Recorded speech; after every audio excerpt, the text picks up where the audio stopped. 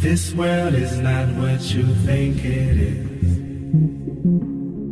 This world is not what you think it is. The world is flat. And it's a conspiracy of scientists and others who published these pictures where the world was round. The world is flat. It's called a smack. The world is flat. Dissonance. I'm not an expert. We all tend to go, well, look at the facts. Change your mind. But it takes people a couple years. Daniel, stick with it. Science, man. Science sucks.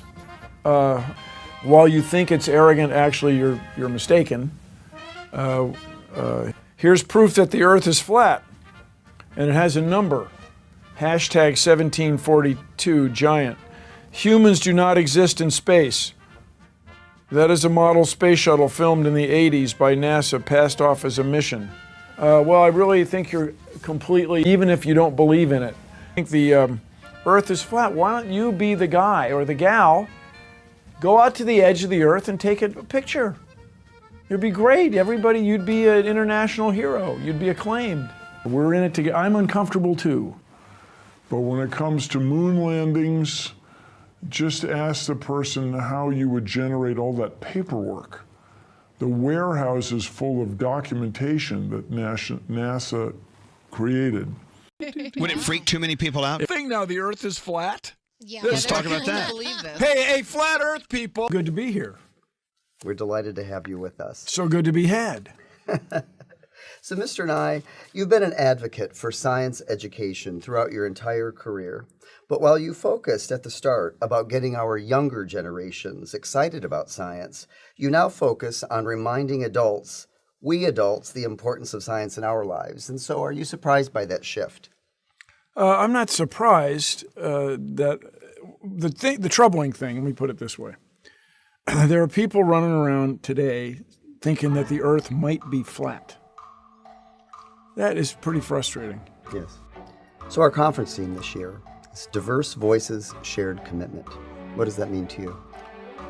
Well, my big thing nowadays is, speaking of space exploration, when you look at the Earth from space, we live on a ball, and yet it's a large enough movement that I'm even talking about it, that the Earth might be flat. Well, if I could follow up with that point. Okay. You're going to be living in a dome, and when you go outside, you're going to put on a spacesuit, which is just a smaller dome. Certainly. So what strategies can we as international education professionals employ to better support our students focused on science study? Everybody knows the Earth is a sphere, right? Everybody knows that. You've seen the pictures, right? Yes. Or a geoid, very close to a sphere, yeah.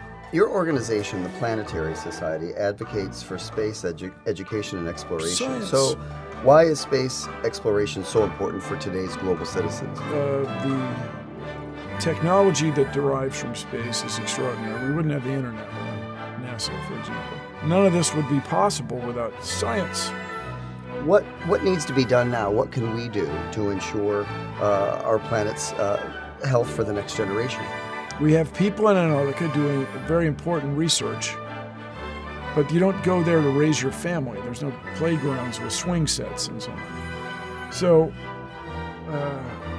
a presidential candidate did not have a child trafficking ring in a pizza restaurant near the White House in the U.S. That didn't happen. And so this is what the Planetary Society works on. Right.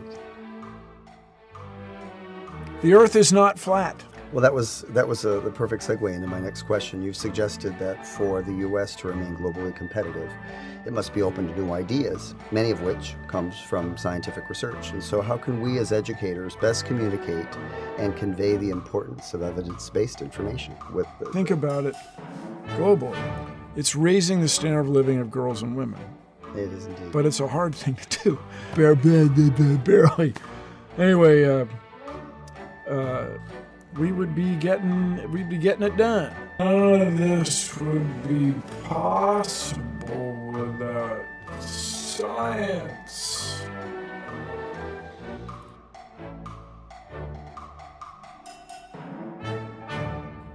We're in it together. I'm uncomfortable too.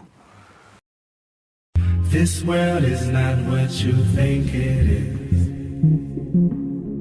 This world is not what you think it is.